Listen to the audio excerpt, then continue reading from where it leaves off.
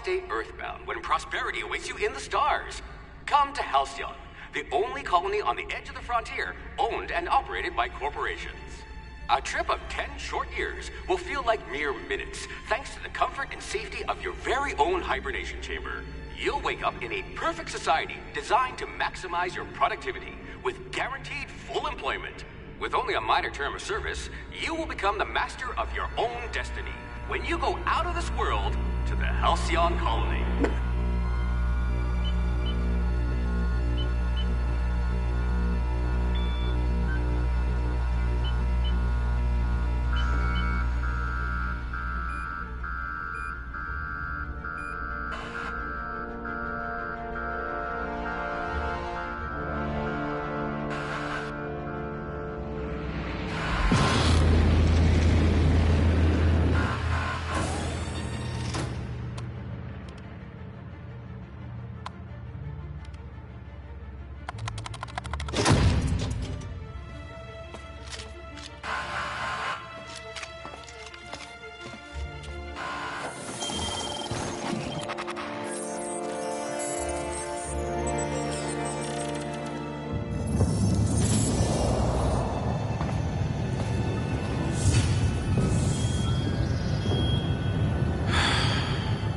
Hundreds of thousands of colonists left adrift out here forever, just to keep from damaging the board's bottom line.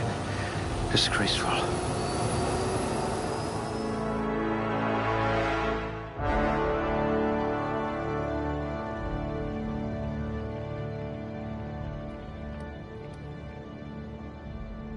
Rather anemic, but at least you'll fit in.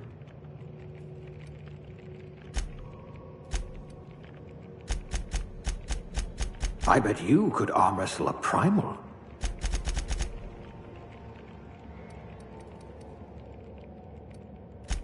Oh dear, someone vandalized your hibernation chamber. High blood pressure. Could keep you from blacking out at least. You're easily brainwashed. Glad I found you before the board did. You tend to miss obvious cues, like incoming walls. I bet you could see right through the board's lies. It says here that you solved mathematical problems just for fun. I wonder if you've ever considered a career in pictures. If you were any more composed, you'd be a symphony.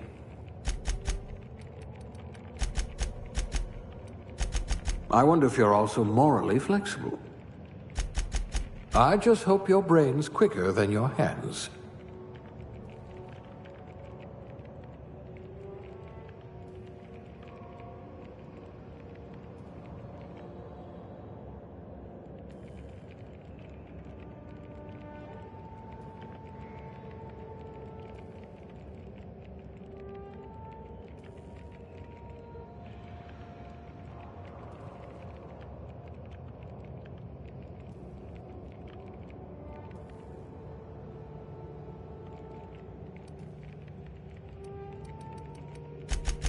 It's as if you're psychologically incapable of feeling anxiety.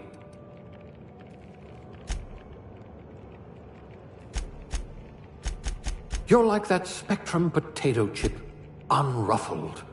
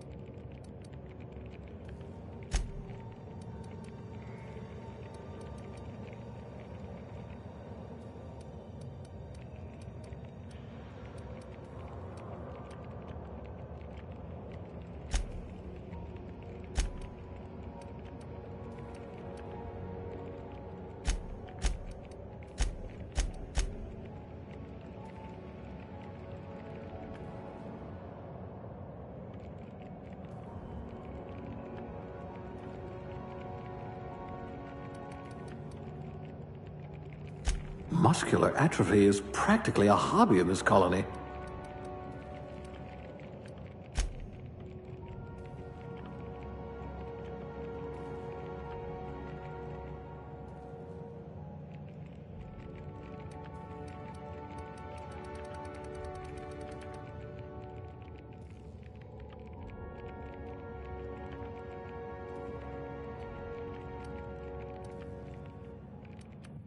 Chairman material, or at least captain.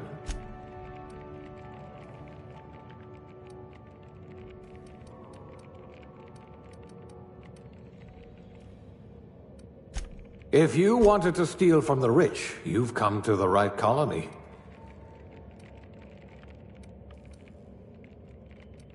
At last, a kindred spirit.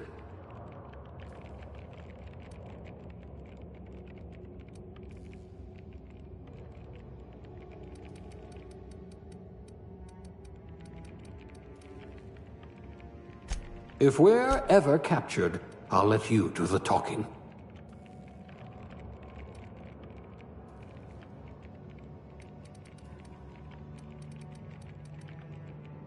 If we're ever captured, I'll let you do the talking.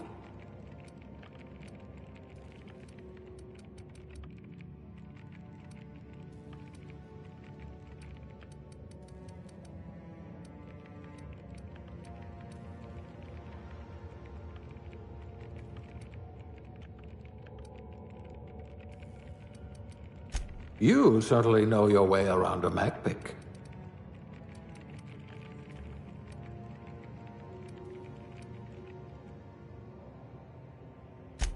I'd say your aptitude is being incredibly lucky.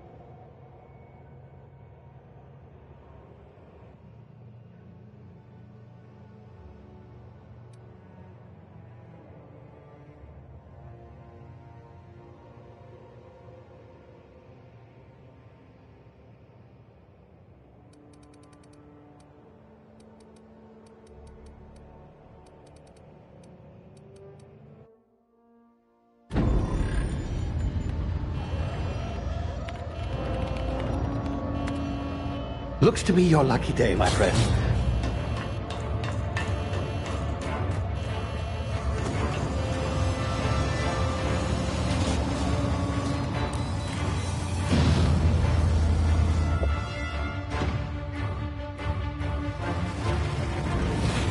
Please power down your engines and prepare to be... Not likely, bootlickers.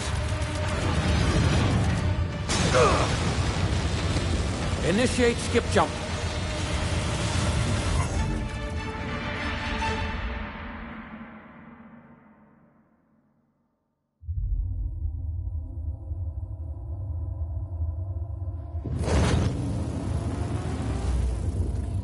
Status. Structural integrity down 25%. Power levels down 20%. Disk drive Shit. inoperable.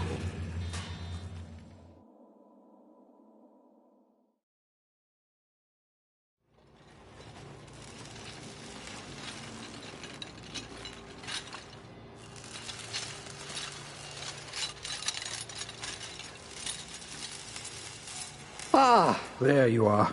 Wondering what's going on, eh? Bit of bad news there, I'm afraid. Your colony ship was inexplicably knocked out of skip space and forced to complete its journey at sublight speeds.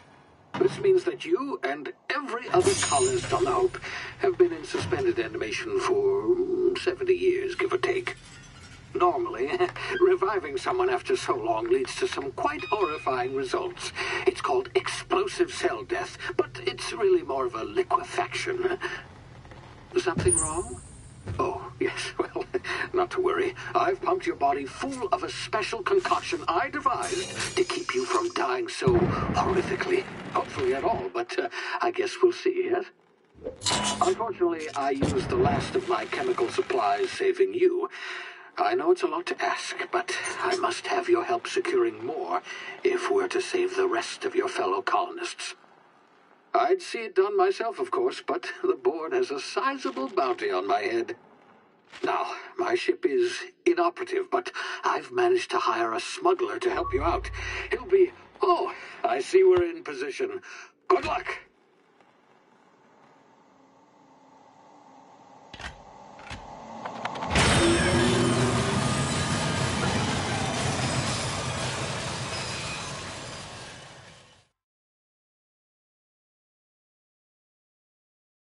Can you hear me? Is this thing working? Ah, there you are. Now, where were we? Oh, yes, the smuggler. His name is Hawthorne, and he should be waiting for you at the landing site. He's to be your chauffeur, so to speak. Not to worry, I'm told he's a specialist. Dashing gunslinger, one-of-a-kind ship, that sort of thing. You'll like him, I'm sure. I've also outfitted you with a simple wireless monitor, so I can track your progress. I'll check in with you as soon as you land. Good luck. All the colonists are counting on you.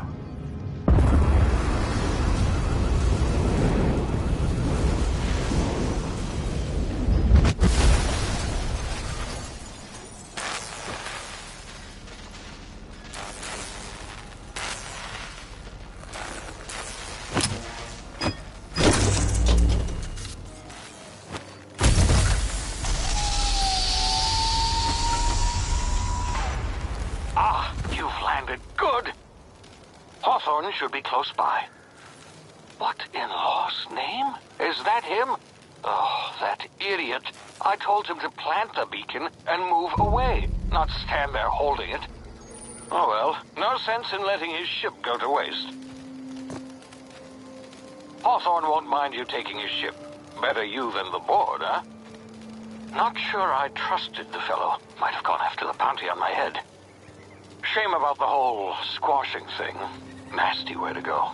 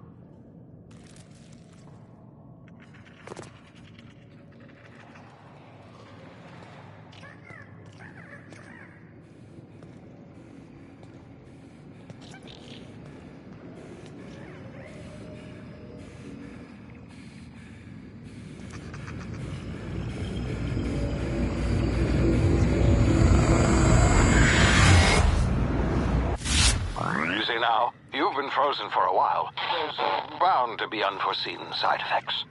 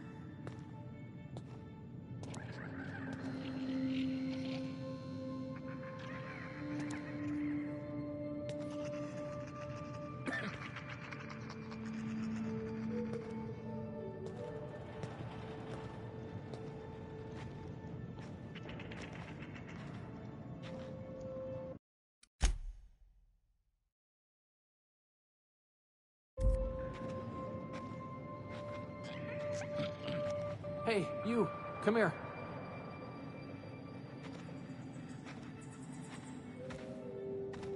You've tried the best now. Now try the rest. Spacer's choice. Oh, law, that stings.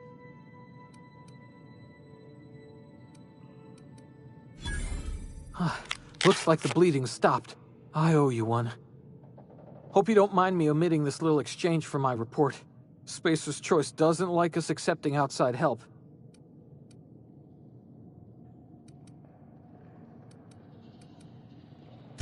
Better, thanks to you. I might have bled out on my own. Or worse, had to go begging the boss for some Adrena time. We were out on patrol. I saw a marauder camp up in the hills. Thought I could take him. Then my gun misfired. Right through my side. I mean, what are the odds of that, right?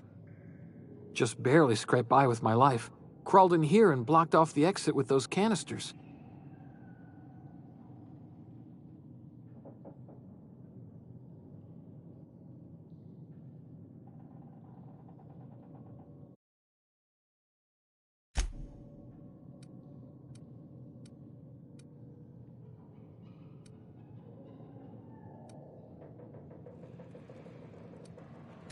Investigating an illegally grounded ship. All spacecraft must arrive and depart from authorized landing pads. That's board law, that is. Some hullhead grounded their spacecraft out in the open. That's a real good way to attract marauders. See those canisters by the entrance? Marauders come sniffing around in here, and I can take them all out with a single shot. Not bad, huh?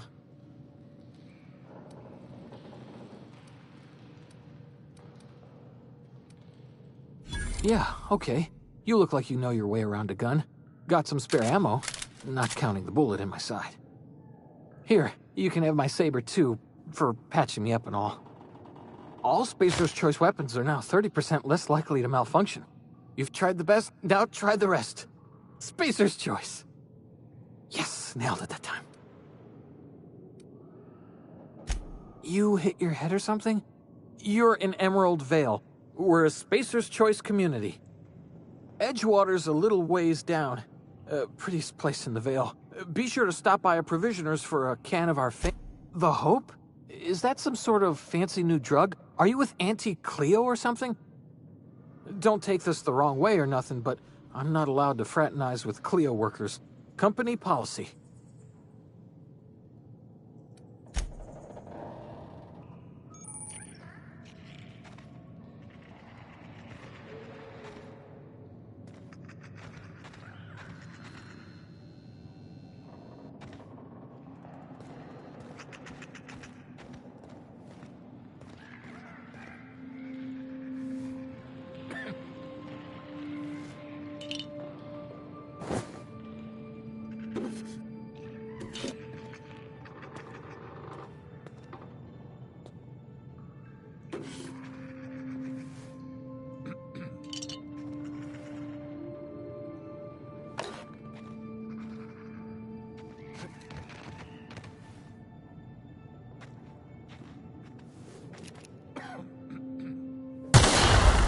My ears! Oh, what just happened?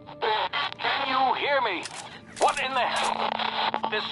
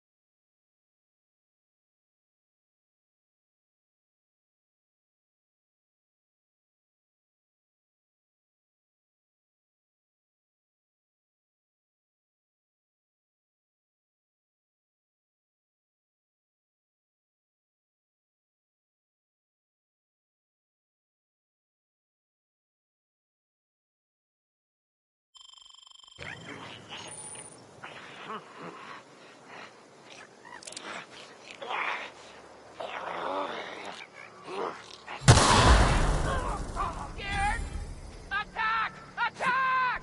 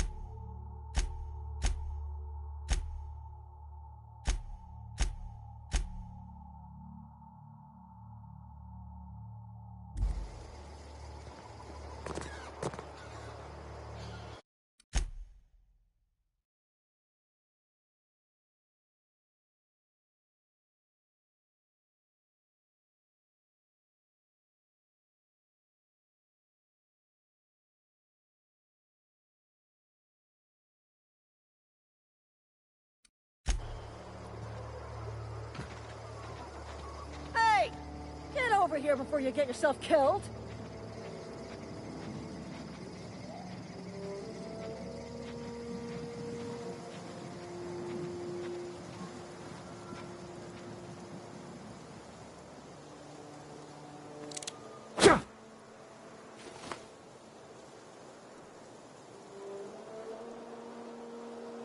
Don't know where you came from, stranger, but you best keep your head down. There's marauders hereabouts, and worse, landing violators.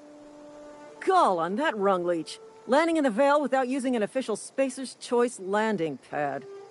I'd slap him with a fine if it weren't for all these marauders shambling about.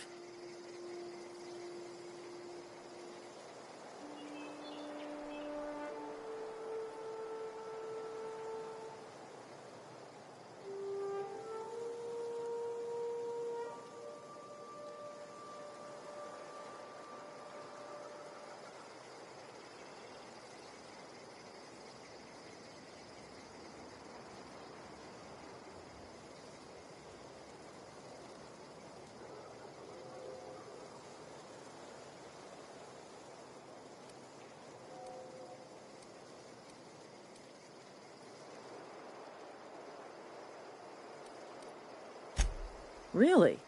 How is he? Shouldn't have done that. Spacer's Choice family ain't authorized to receive medical aid from off-brand physicians. We'll see him back to Edgewater, just as soon as I cross these marauders off with the swift, cost-efficient fury that's made Spacer's Choice the most trusted brand in personal defense. I just, need a couple of winks to catch my breath. Stretch my legs, son.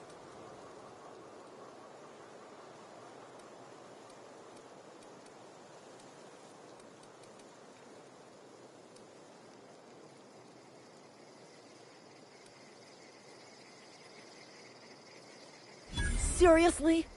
But those marauders will... Ugh. You know what? You're right. It's time we cross those marauders off, find whoever owns that ship, and file a full report. Then it's gonna be fucking laminated. Here we go. Moving in!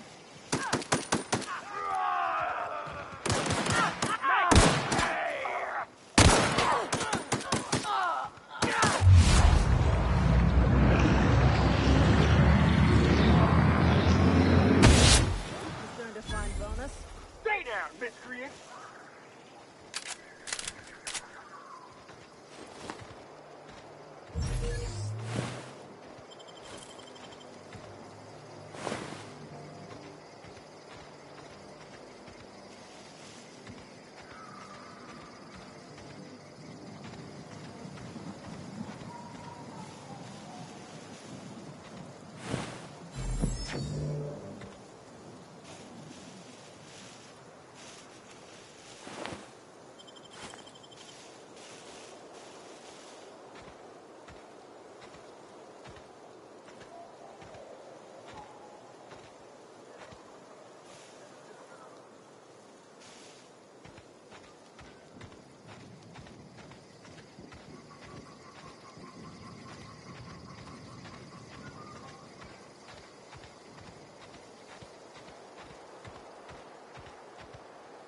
Not just anyone has chosen to enforce landing regulations, you know? I had to fill out 4 whole forms.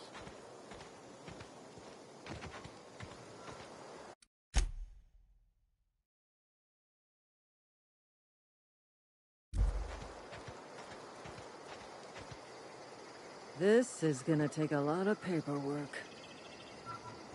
This is gonna take a lot of paperwork.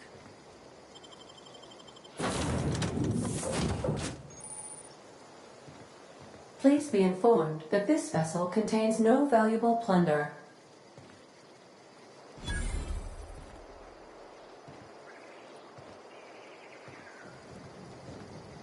Unauthorized access of spacefaring vessels is a crime. Please submit yourself to the authorities. Hello, Marauder. I am Ada, the autonomous digital astrogator of this vessel.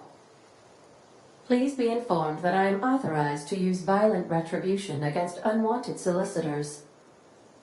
Please return any misappropriated equipment and exit this vessel in an orderly fashion. Failure to do so will result in your immediate destruction. I detect an elevated heart rate, indicating dishonesty. Please prepare yourself for lethal deterrence. Jettison procedures initiated. Please engage in airlocks. Preparing to eject all boarding parties in 5, 4, 3, 2, 1.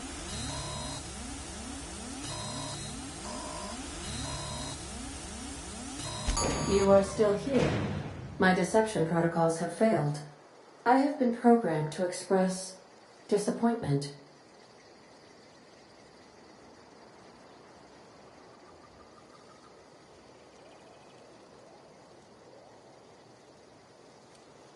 This vessel is the registered property of Captain Alex Hawthorne. I am incapable of accepting orders from anyone other than Captain Alex Hawthorne.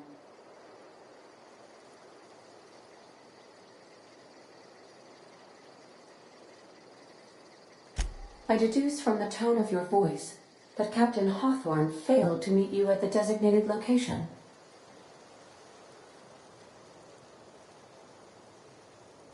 I understand. I will require some time to process this information. Thank you for your patience and for your honesty.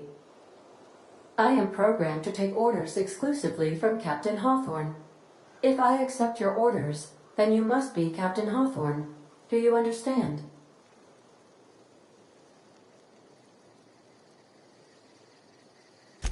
Well done, Captain Hawthorne. I see your powers of deductive reasoning remain intact. Unfortunately, our engine is currently inoperable. Our main drive suffered a critical power failure, and we were forced to make an emergency landing. The main drive's power regulator has been irreparably damaged and must be replaced.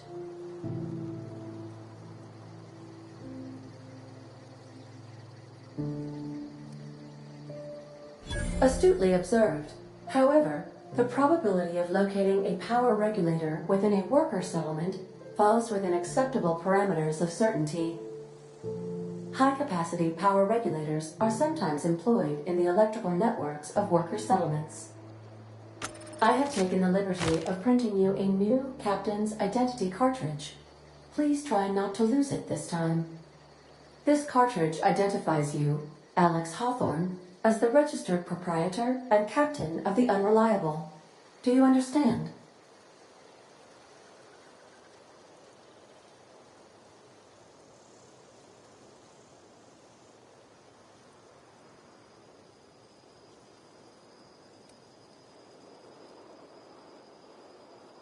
Thank you. I appreciate your cooperation. Best of luck in your search for a power regulator. Try to stay alive this time.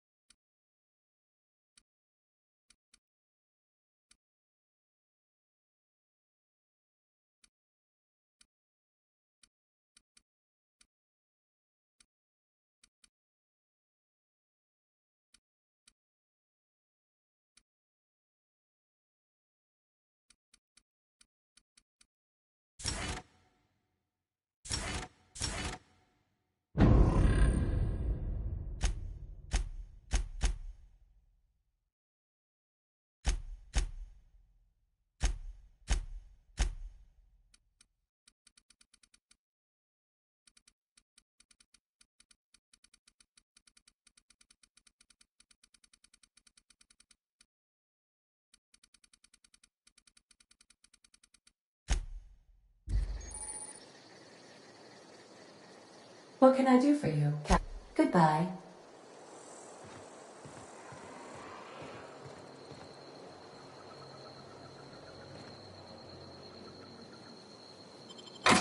I suppose everything on the Unreliable belongs to you now, Captain. Help yourself. No, really. Due to catastrophic power failure, all doors will remain on security lockdown.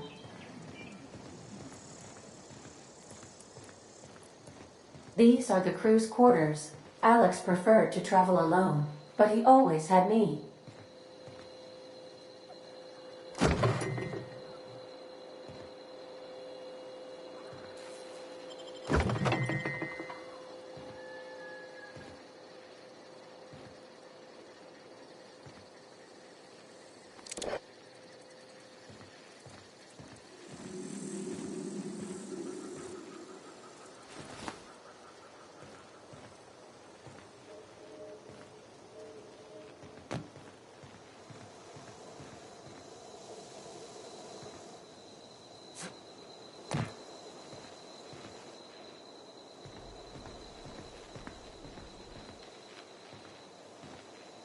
The ship's engines cannot be powered until a replacement regulator has been properly installed.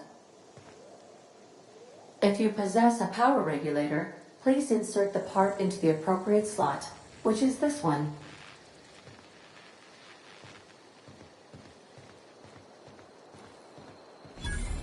Want to be a brand new you? Try out our respecification machine. Alex installed it himself, right before he died.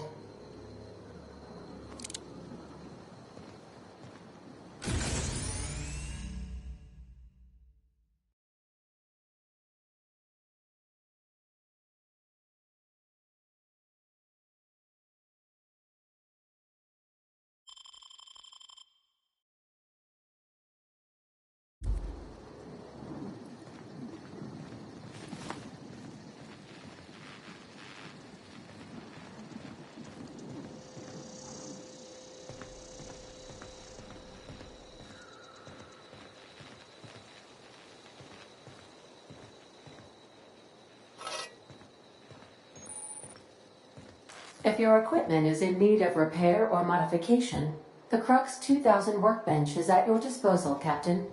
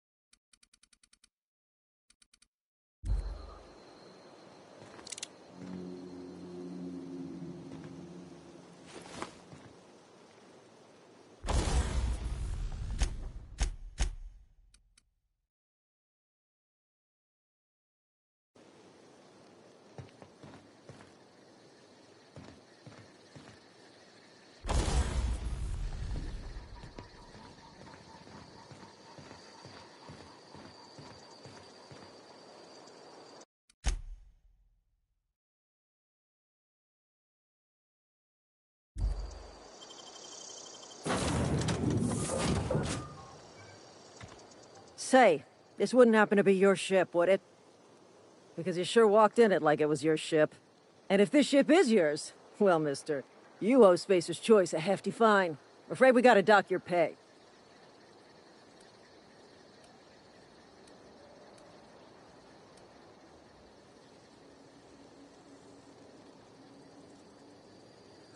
Yeah, fair point. I'll let it go this time. If you're looking to help us out with our Marauder problem, talk to Constable Reyes over in Edgewater. Edgewater's not too far. Just follow the road east of here, over past the cemetery. Now, if you'll excuse me, I need to inspect the crime scene before I make my report.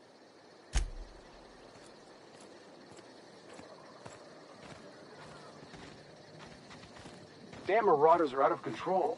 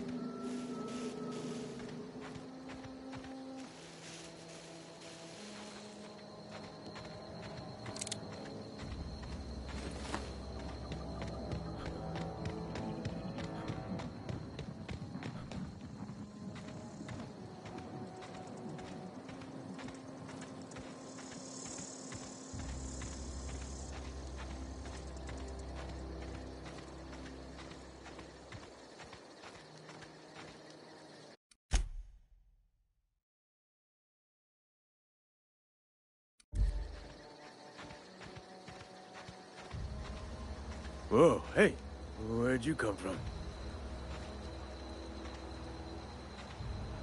Don't go ambling out in those hills. That's Marauder territory, friend.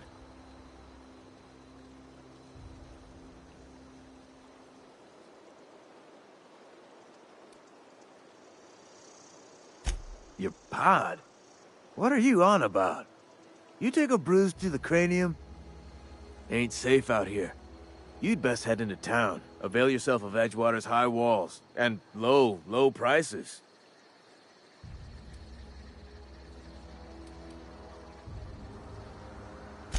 being vigilant. Don't want to get blindsided by some corpse-chewing marauder come stalking out the shadows. Oh, worse. Unemployed cannibals. You ever seen a marauder hold down a job? Or put a stake into society?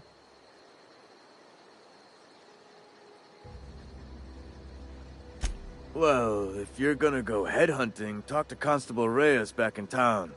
She pays for marauders by the finger.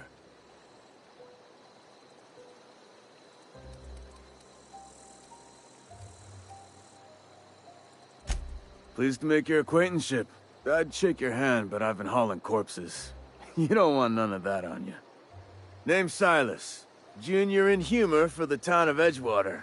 We're all part of the Spacer's Choice family.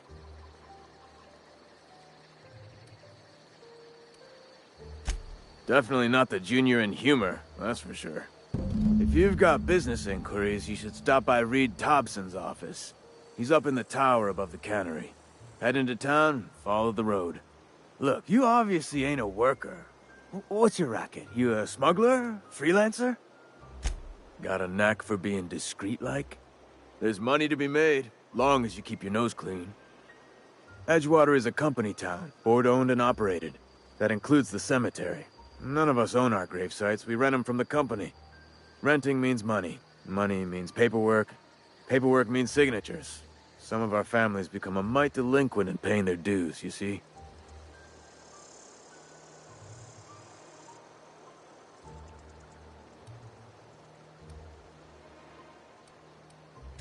Quotas, mostly. Got a backlog of graves to fill. Bodies won't bury themselves, you know? 4 workers still haven't paid up. Phyllis, Conrad, Ludwig, and Martin Abernathy. He's a special case. You may want to twist his arm a little. He just is. Look, I don't want to get into it. Just make sure he pays up. Conrad's got a barbershop in town. Phyllis works at the cannery most hours. Abernathy... I ain't seen him in a few days. His domicile is near the cannery. You'll find him in town. All except Ludwig, that is. He's over by the landing pad.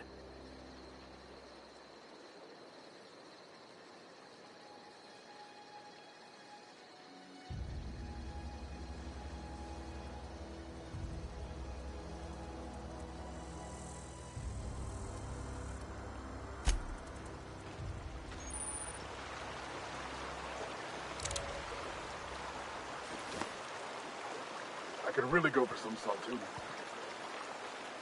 Huh? What? I wasn't dozing off.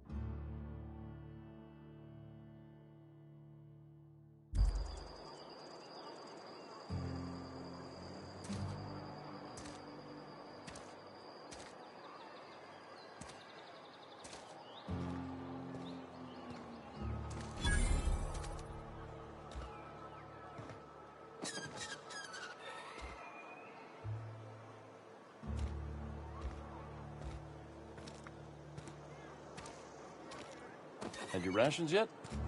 Yep. 2 whole cans of salt tuna.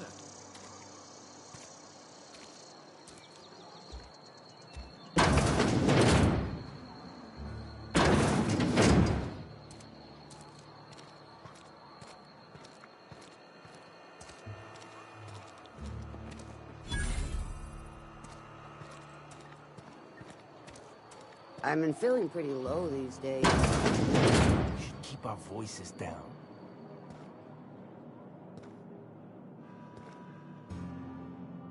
Welcome to the Spacer's Choice Constabulary. We are Halcyon's leading brand in frontier justice. The office is writing up promotion. Purchase 3 criminal investigations and the 4th one's free.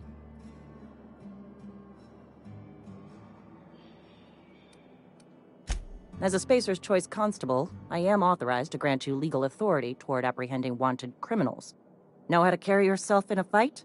I've got bounties out for these 3 marauders. Cross them off and bring me their fingers. Just 1 per marauder, please. I'll dust off the old fingerprint roller. As long as your questions fall within the acceptable margins of curiosity. If this is a setup to a joke, you should know I've never found anything amusing in my life. I don't serve Edgewater. Edgewater and the entire region of Emerald Vale serve Spacer's Choice.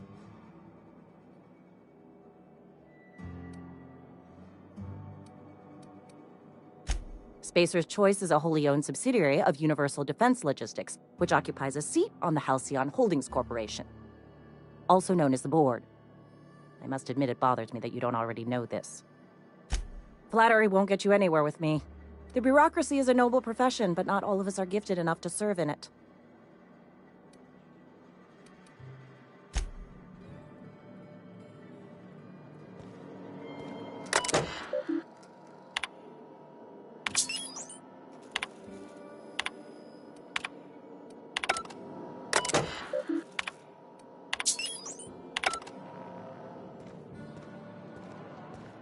Been eating nothing but salt tuna for a year.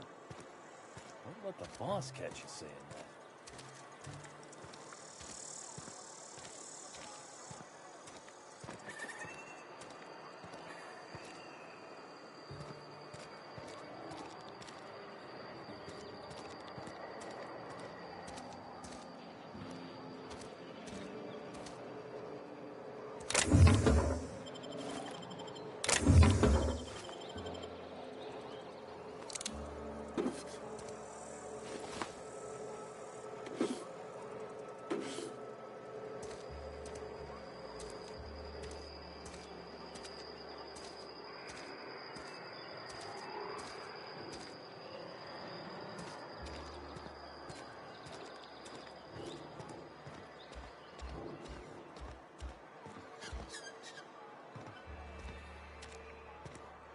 Something got you down? Nothing. Just don't want to fall sick.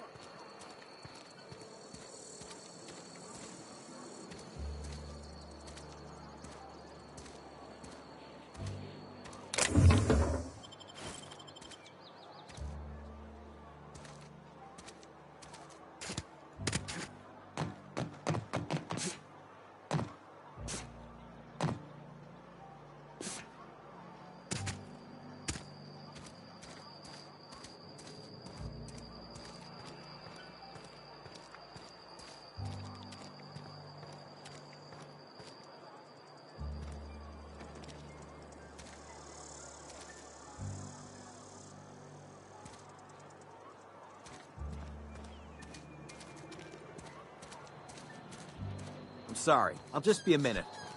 You had a minute. Next one comes out of your pay. Ease off the threats, friend. I'm gone. Boss,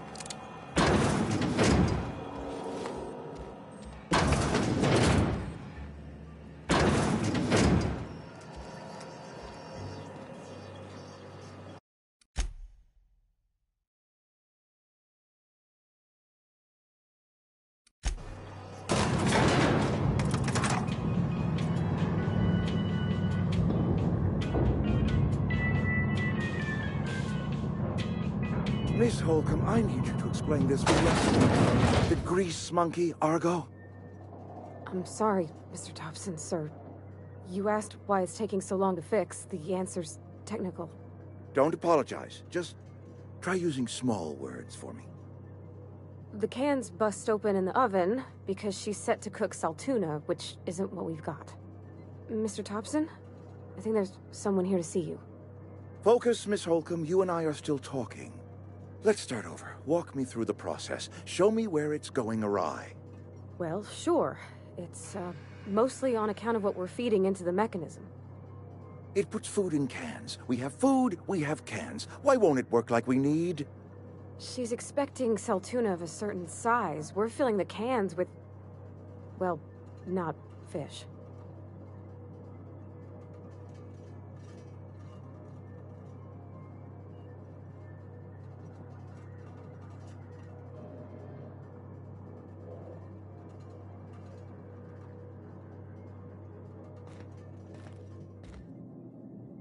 Seems we've got a guest. Really now, Parvati, I do wish you'd spoken up. I do apologize. I was given no forewarning of your arrival, or I might have welcomed you at the gates myself.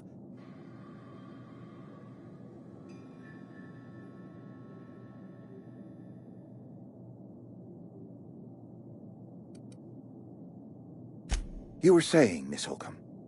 It's just what Bess needs is a proper refurbish. I can bandage her up and what all, but she's just old. Sorry, I'm sorry. I'll do better. And I do wish you'd stop referring to our cannery as Bess.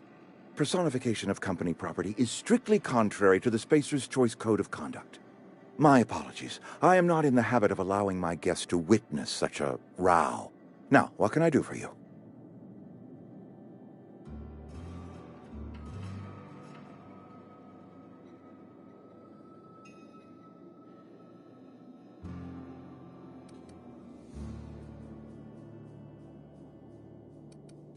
I'm Reed Thompson, Outpost Administrator. I cannot help but notice you are not in uniform.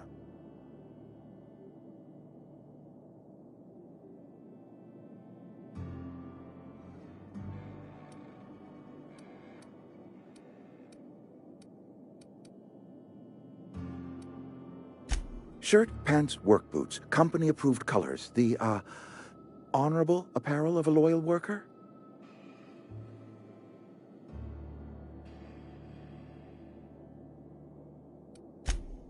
Yes, so it dawns on me. Seems I allowed my excitement to run away with my wits. Been a few seasons since we've had a visitor pass through.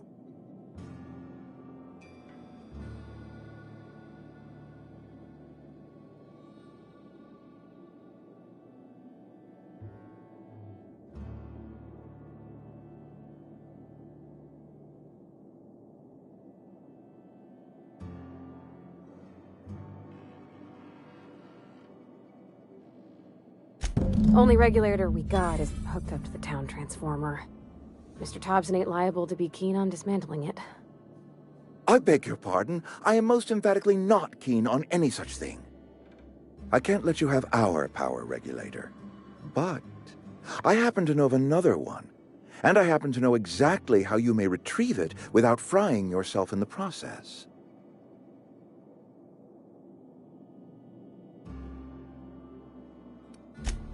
Oh, yes.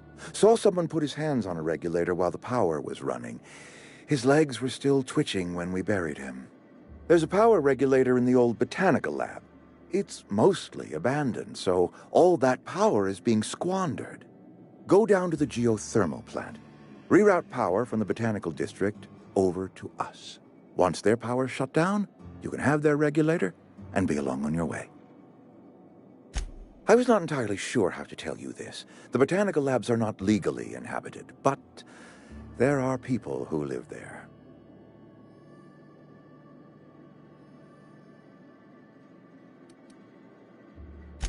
No, I do not imagine they will be pleased. But like a parent disciplining an unruly child, you will be doing them a kindness. The people living in the botanical labs, they're deserters. Former workers. I need them back at their posts. I need them to come home.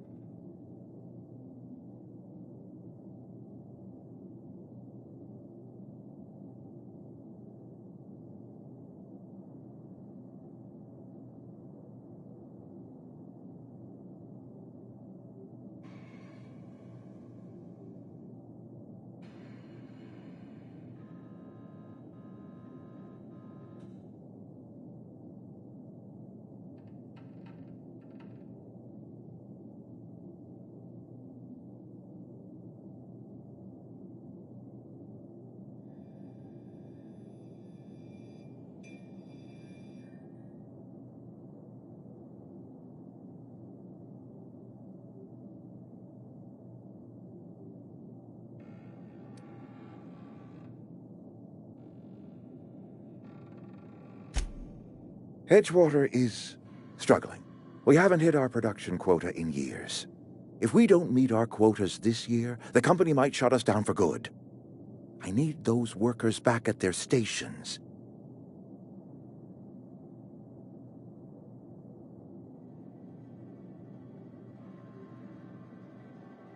My hope is that by cutting off their power, you will convince those deserters to come back to town. Before you go to the plant, I want you to stop by the botanical lab.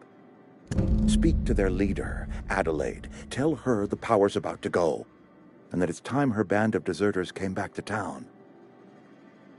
Adelaide's older than the other deserters. She's dignified, kindly. From what I understand, her camp looks to her for leadership.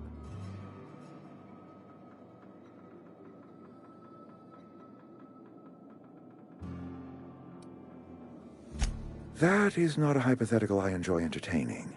We need Adelaide back. Nonetheless, I will settle for the return of her followers. We belong to one community, the Spacer's Choice family. If we dissolve into factions, then we will all perish separately. Adelaide will understand that.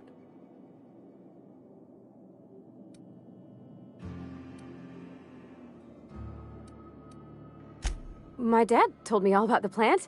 Taught me all he knew. I could come in useful. I mean, if that's all right with you, Mr. Thompson. Sir. I hesitate to part ways with Miss Holcomb, but I cannot deny that she is talented and may prove useful to you. You will need an administrative passcode in order to enter the plant. I am trusting you with mine, and trusting Miss Holcomb to guide you if you'd like. Great! I got my wrenches and diagnosticators and hairpins and engine tape, so I'm all set. Well, I am glad to hear that. Best of luck to you, and thank you again for your help.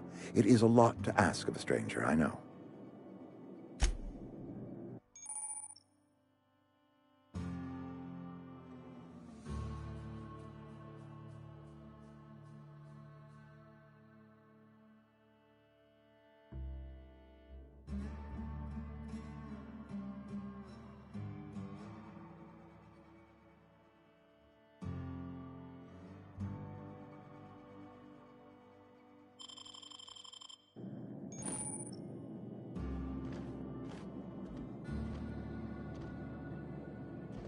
We better clear out of Mr. Thompson's office before we talk.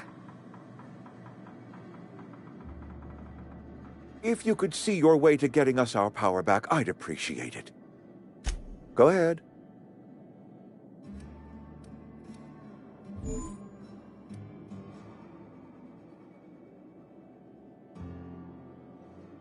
Adelaide was our only flavor specialist. We are a Saltuna canning institution. Saltuna without flavor is like a cysty pig without tumors, borderline inedible. Begging your pardon, Saltuna is a staple in the diet of any self-respecting spacer. Were it up to me, friend, I'd stack our larders with Saltuna galore. No other brand of Saltuna adds as much vim or vigor to the body's humors. But, and this is something we must keep between the two of us, Saltuna is hard to come by, what with being a species indigenous to the seas of another world.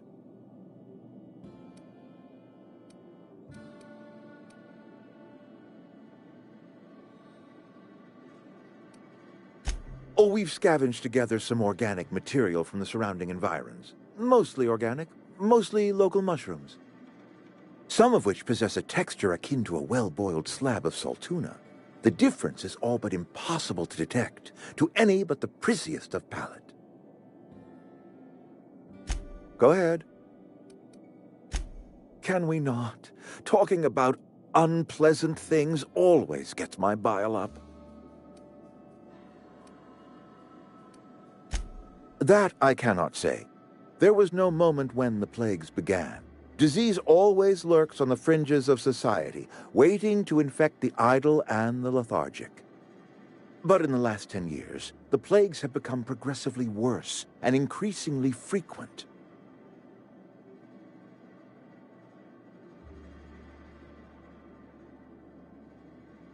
Corporate doesn't like us using the word should. It encourages the imagination. I believe plague is a test. It is a test of our loyalty and our fortitude. and it is one we will see through to the end.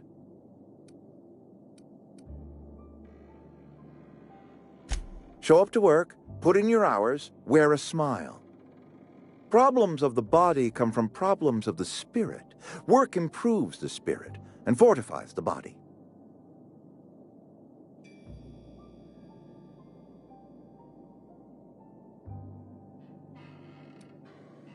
And where do you suggest we find this magical panacea? Can we pan for medicine in the stream? Medicine is a rare and precious commodity. If you demonstrate you have earned the right to be treated, you will be treated. Otherwise, you must heal yourself.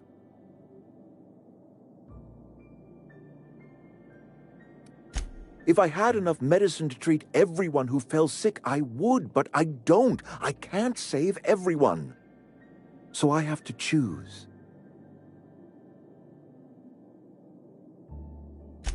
It is not easy for me, and the moment it becomes easy is the moment I am no longer fit to serve. Spacer's Choice is a family, and the survival of the family is more important than the survival of the individual.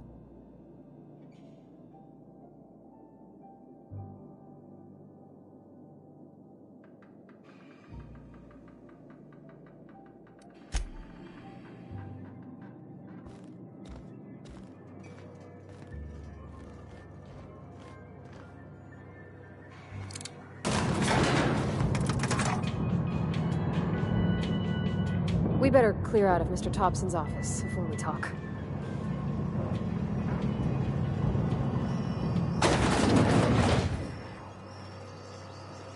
Hey, mister, can we talk?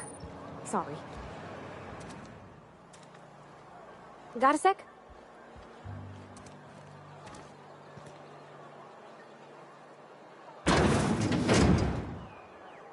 Sorry. You just want to get out of here. And you likely don't want to tag along like me. It's just, Mr. Thompson has his own view on matters, on account of it's his job and what all, but that's not the only side of the tale.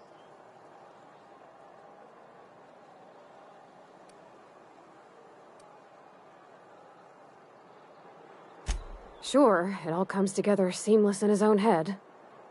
And I reckon he means well, for all that. It's just, he doesn't always get where other folk are talking from. To Mr. Thompson, a person's a gear. It does its job quiet-like. If it squeaks or stutters, it gets replaced. The deserters are decent folk. I knew some of them before they left.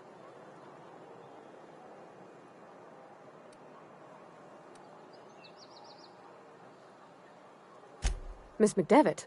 Oh, gosh, no. She was a real important person. A flavorist. Made all the food taste decent. She used to work up in the big office with Mr. Thompson. All I know is she left after her son died. It was a real big to-do. I could hear them both yelling clear from my own place.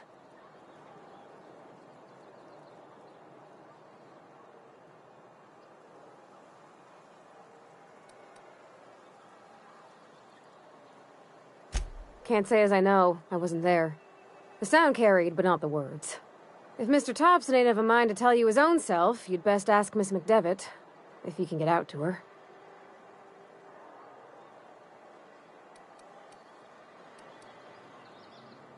I don't know anybody well. I mostly listen to them talk, kept my head down. There was a boy named Thomas who used to follow me around, asking questions about the stuff I fixed. He was real sweet to me. Not any sort of dissident.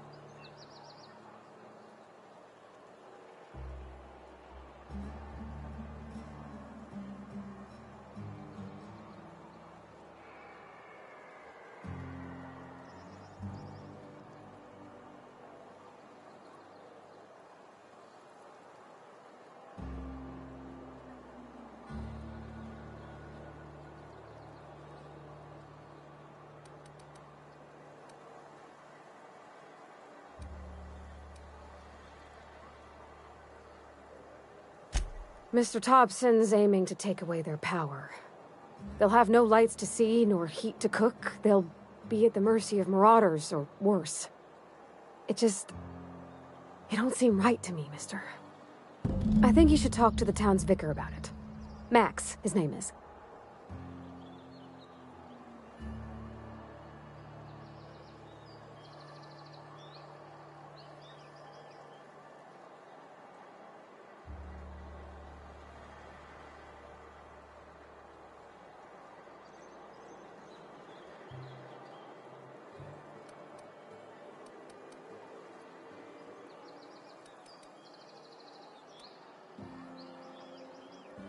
About if what Mr. Thompson proposes to do is upright. Leaving Miss McDevitt's folk to their fate.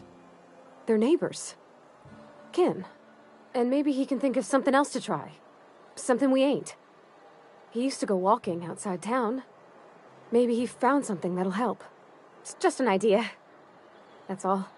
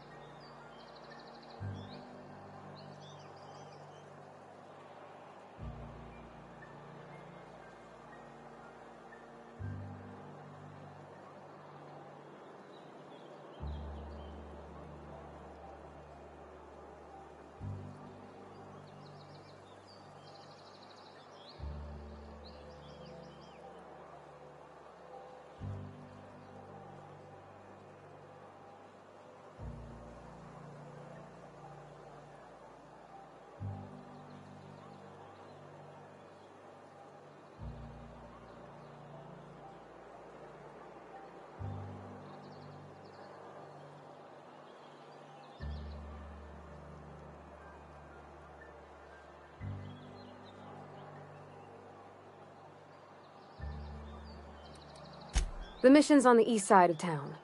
You can't miss it, on account of it being the only clean thing. Thanks, mister. I just think when you gotta make a decision that'll hurt somebody, It's best to think on the right and wrong of it. That's what my dad used to say anyways.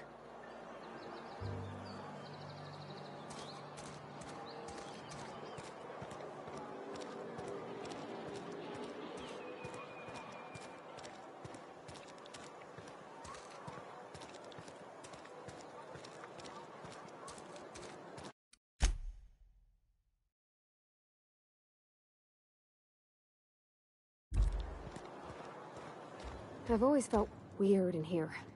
It's too clean.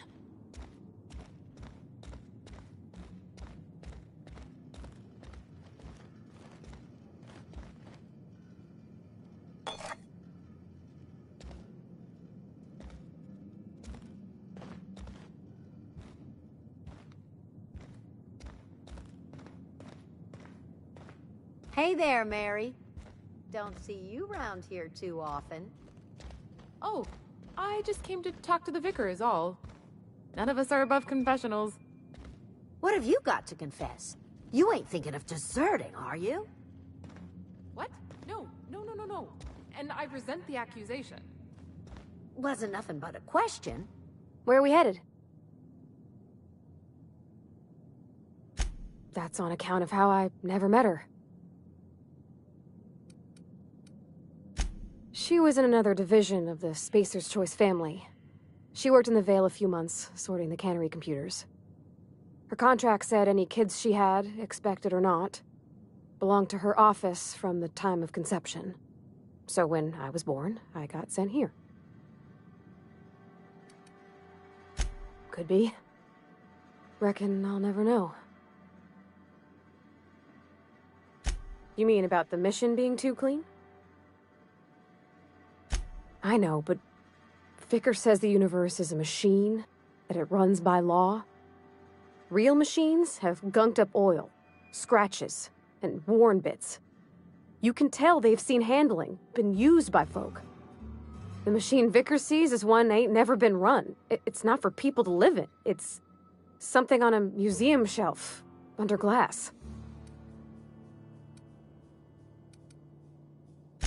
Fixing the universe is a job for somebody way better than the likes of me.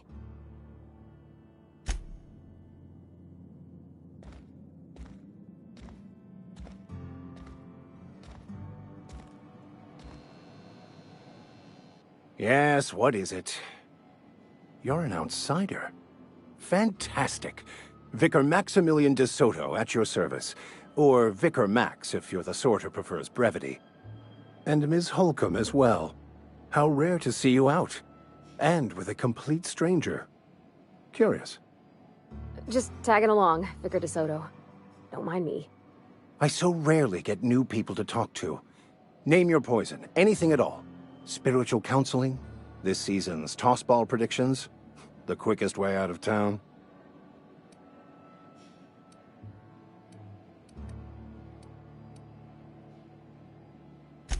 Not to put too fine a point on it, but your choice of wardrobe is not precisely common hereabouts. Also, you lack the distinctive worker gaze. Usually either a deadening behind the eyes, or in some rare cases, a wild-eyed frenzy, like a trapped animal. Pretty universal here, except for Miss Holcomb, who for some reason doesn't seem to have much to say to me. Isn't that right? It's just...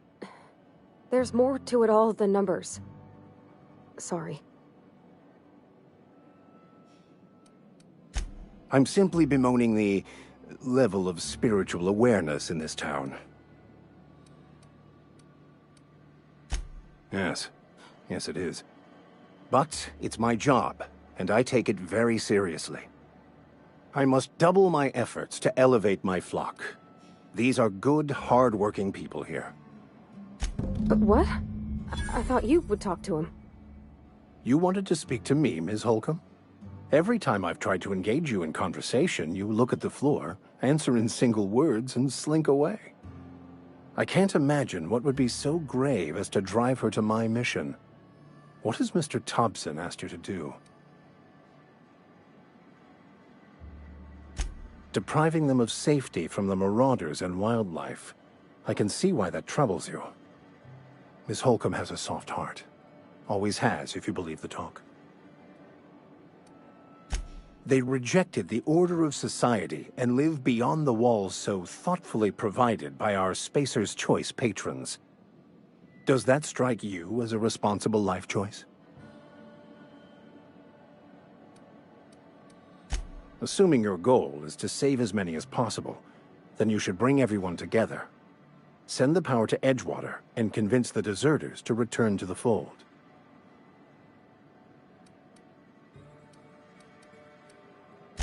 Not if things are left to stand as they are. If you don't mind a bit of unsolicited advice, be cautious on your way to the geothermal plant. It is not as safe as you might assume. One of the reasons I transferred here was to fulfill my duty in hunting down banned heretical texts. I happen to know such a book is, as we speak, tainting a collector's library in Emerald Vale. However, the collector's residence lies outside the town's walls. My retrieval efforts have been thwarted by marauders who have overrun the property. Should you fare better than me, I'd pay a handsome sum for the book.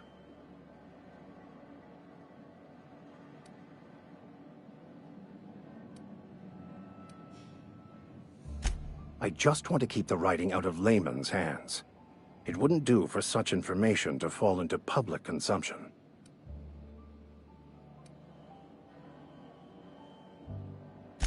It's a handwritten journal, a faded blue cover with the name M. Bakonu handwritten in the lower corner. I'll mark where I saw it on your map. Assuming you're serious?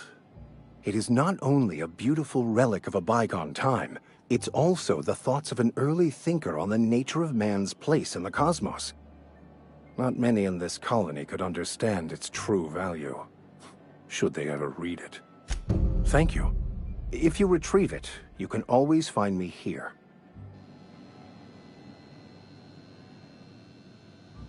Any progress on that matter we discussed? Please get it. A religious text deemed heretical by the OSI is an unsafe object at large, though I understand why a collector would desire to possess such a rare book. Because I'm also a collector of books. Rare things in this colony.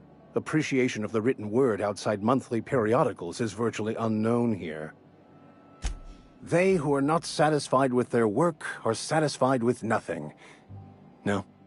How about, work fortifies the spirit. True exhaustion awaits idle hands.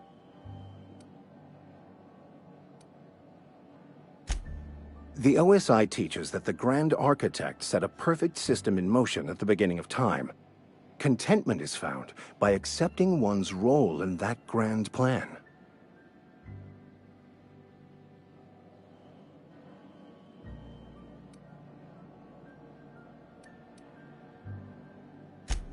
You don't talk to the Grand Architect. Once the universe was set in motion, it stepped back. It has no concern for us.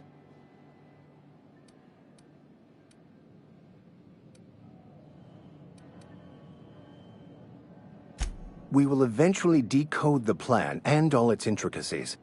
Once we are able to deduce the properties of every particle in the universe and its trajectory, we will know everything. The future, the past, each person's place within the plan, all will be laid out before us, removing struggle and bringing peace. No one will ever need question their path again. Some even believe this ultimate knowledge will unlock mankind's true potential, and we will all become akin to grand architects ourselves, after a fashion. The Order of Scientific Inquiry, also known as scientism to the layperson. Mock me all you want. I know my beliefs to be true. What would you like to discuss?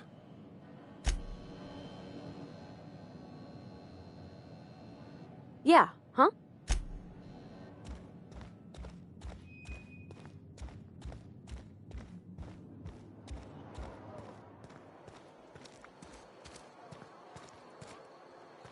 Something got you down? Nothing. Just don't want to fall sick.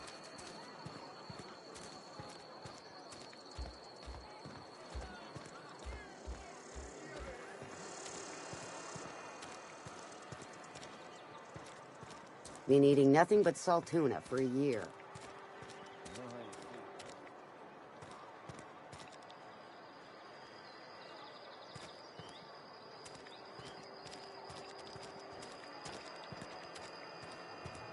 Hey, you hear about Wilson? Heard Marauders got it.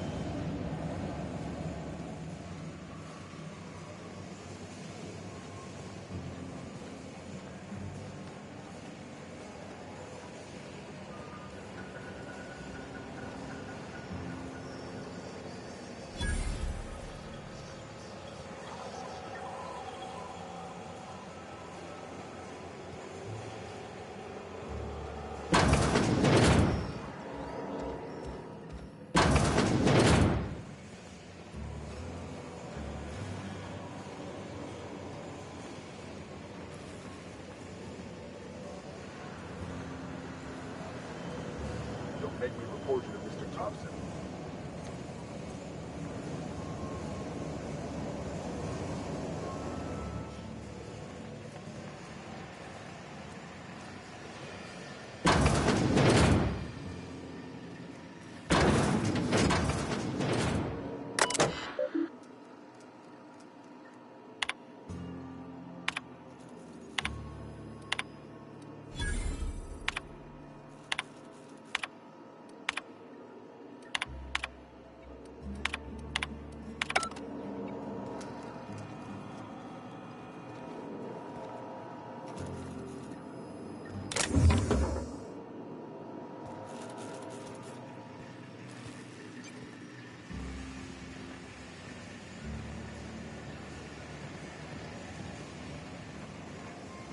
Sure.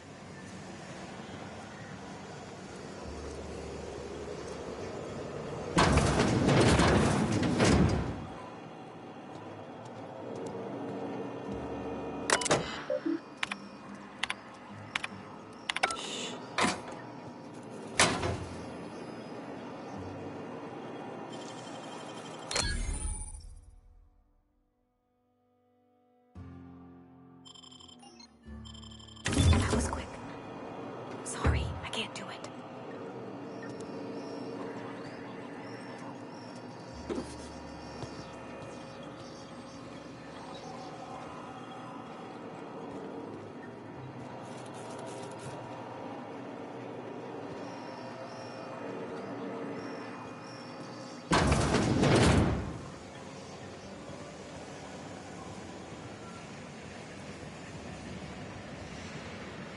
You the new worker? Whatever. Make it quick, Tenderfoot. I'm busy. Foreman Granger, mind those words don't come out of your mouth unless preceded by yes or right away or thank you.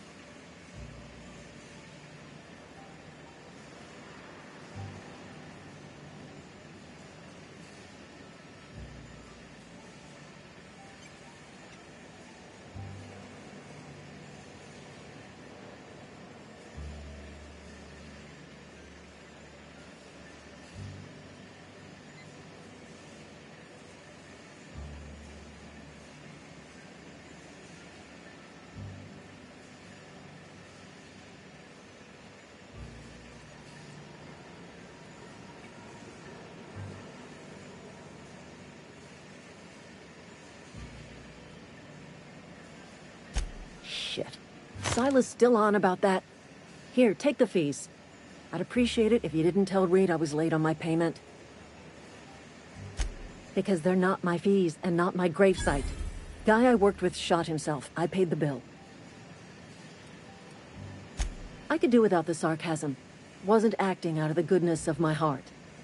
Law requires delinquent gravesite fees to be paid by the deceased party's closest living relative, which meant me. Shame, though. Eugene was a good worker. Woke up one morning and put a round through his upper story. Can't imagine why. The kid was doing all right at his desk. We all thought he was an upstanding receptionist. Just between the two of us, I'm pretty shocked his weapon didn't misfire. Spacer's Choice handguns aren't the most reliable. Not half as awful as the bill Eugene left us with. Suicide's a crime. The legal term is irreparable damage to company property.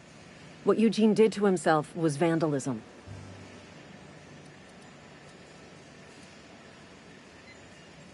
When one of your workers commits a crime, the entire town pays for it. In other words, Edgewater would have been penalized pretty hard. Whatever Eugene was worth as an asset, we would have had to pay out of pocket to Spacer's Choice. Well, excuse you. I'll have you know, Eugene was an asset to us all. May his atoms be commended to the law.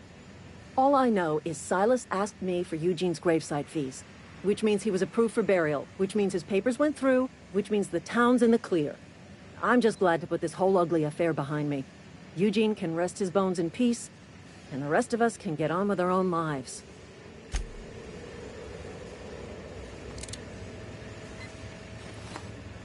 What's on your mind?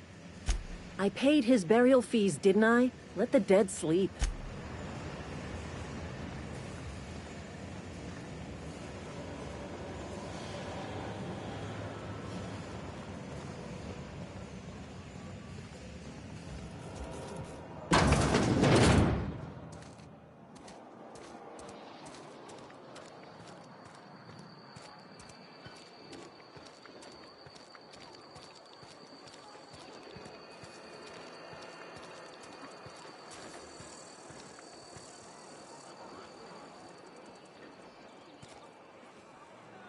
I've got some time. Oh, I'm an actuary. That means I keep tabs on a worker's living expenses. How much it costs to feed, clothe, shelter, bury, and replace your average human worker. Technically, I'm employed by the Spacer's Choice Department of Human Resources.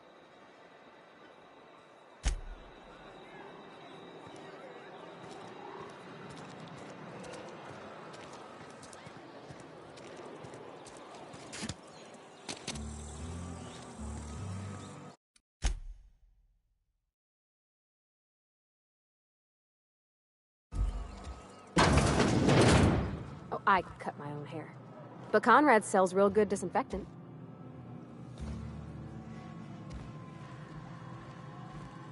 Please don't touch anything. Your hands are probably crawling with germs. Physical hygiene recapitulates moral hygiene. Cleanliness is next to lawfulness. So everyone says, until someone forgets to cough into their elbow, and then we're all dying of plague. I'm Conrad. You will report to me if your hair fails to meet Spacer's Choice aesthetic standards. You will also report to me in the event of your death, whereupon I will clean and prepare your remains for interment.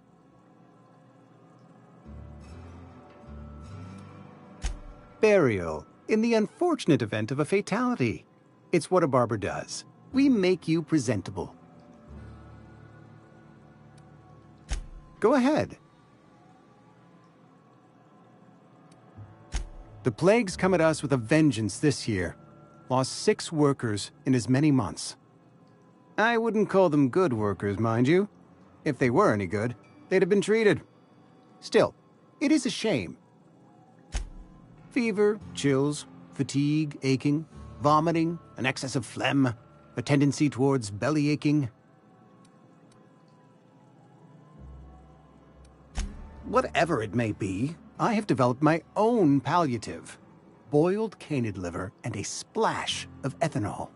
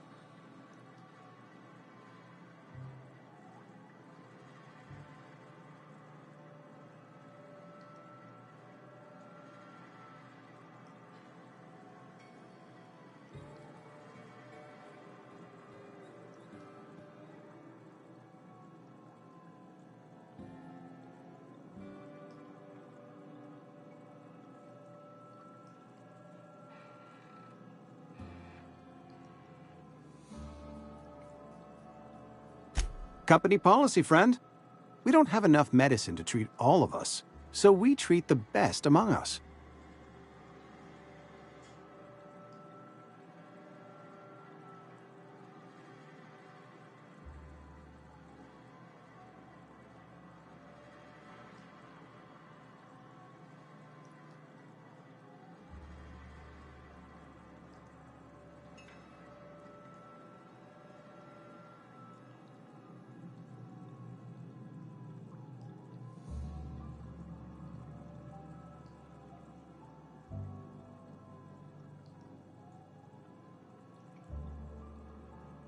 We're a sensible people. Edgewater has been good to me. I consider myself privileged to work here. I am never wanting for work, not since the plague started. Ah, gravesite fees. Silas and I had talked about this at length. I thought I'd made it clear my pecuniary situation precludes the necessary restitutions. As broke as pie crust, friend. Bitless, indigent, destitute. I simply cannot afford it. I am a blemish on the prosperity of our fair settlement. When I expire, I expect Silas to toss my body into a ditch.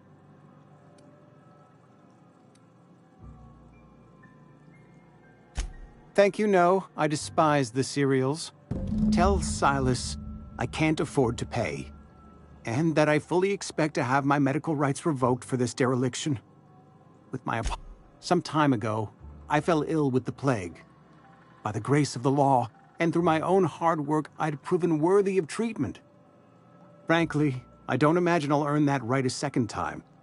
The barber work hasn't been profitable, you see. I've had to keep this old place running with my own savings. Not a bad idea. But I'd need some kind of collateral. My pair of lucky clippers. No, that won't do. Your idea intrigues me, but I'm afraid I don't have anything to give Silas. I'm open to suggestions. Much obliged.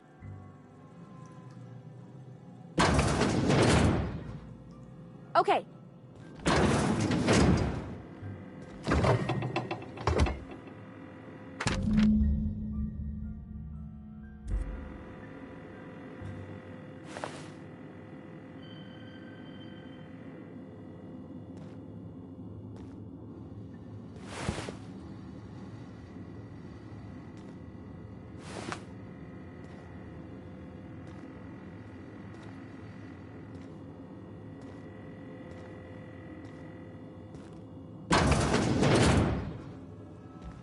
What can I do for you?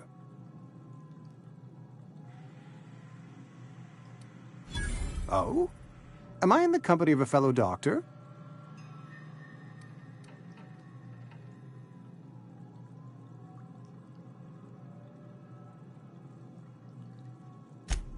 I am a Spacer's Choice certified surgeon, and if you must know, I can stitch a severed thumb with a 58% chance of avoiding gangrene.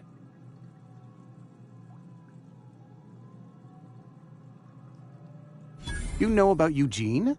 How? You were probably poking around my things. I really shouldn't leave my letters sitting out in the open. Eugene's golden teeth were a family heirloom, representing 3 generations of poor dental hygiene. He took them to his grave. More than a few. Those teeth were his personal savings. I can't ask Silas to dig up a man's body and pry a few teeth loose from his jaw just to pay my bills. Can I? Are you asking rhetorically? Because if you're being serious... Ugh, gross. Desperate measures, Miss Holcomb. Desperate measures. I'm going to have to ask Silas to dig up those teeth. It's the only way I'm paying my gravesite fees. I'm sure that I have no other choice. Here you are. Gravesite papers affixed with my signature and an IOU. Eugene was not a suicide. He put a bullet in his brain, yes, but that's largely a technicality. I was the one who prepared Eugene's body for interment. I discovered symptoms of the plague on his corpse, and I discovered medicine in his pocket. Lots of medicine. Eugene overdosed on adrenatime, which is known to cause psychosis and paranoia as possible side effects. The paranoia drove him to take his own life. We can all thank our lucky stars that young Eugene was hopped up on medication and suffered its predictable side effect. I included it all in my official report. I'd like to think I saved Edgewater a great deal of money. We never could have paid the fines associated with the suicide.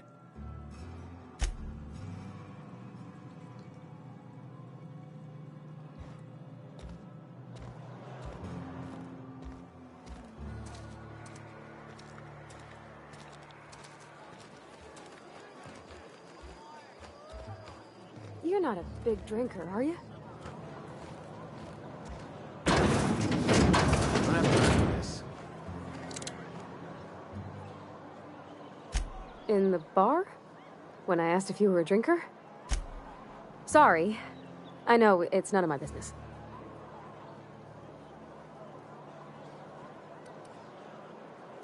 It's not like I think it a failing, mind. It's just I live right across the road.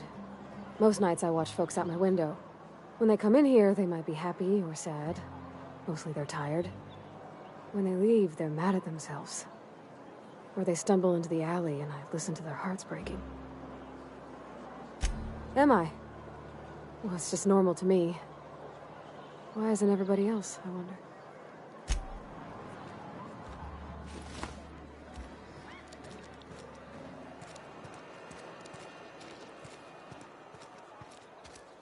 A friend of mine died a couple weeks back. Still ain't past it. This is where the magic happens. Well, science. But it still happens here.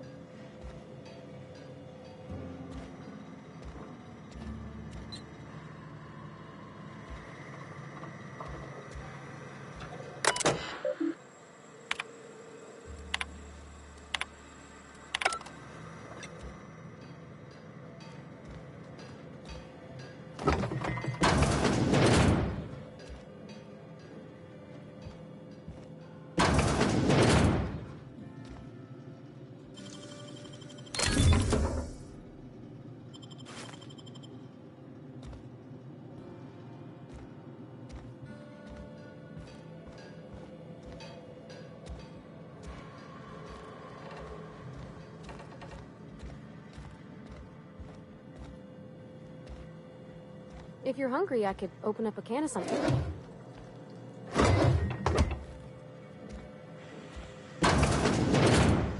My dad's... It's an office. Just my office. Easy.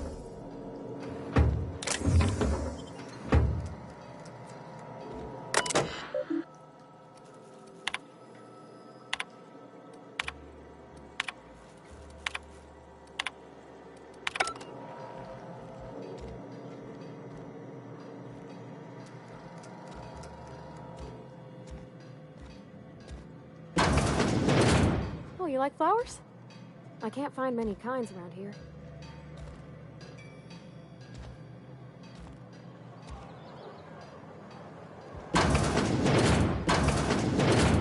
If you need to go, I'll wait outside.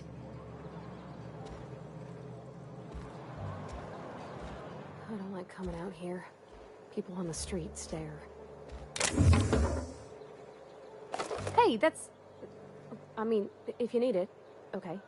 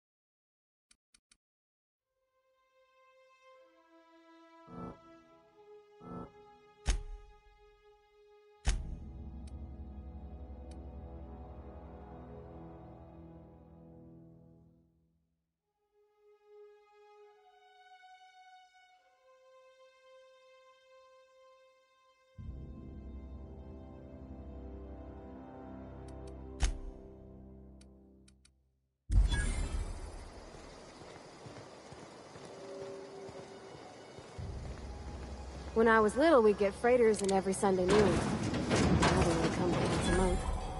I love the wind here. Okay, light work.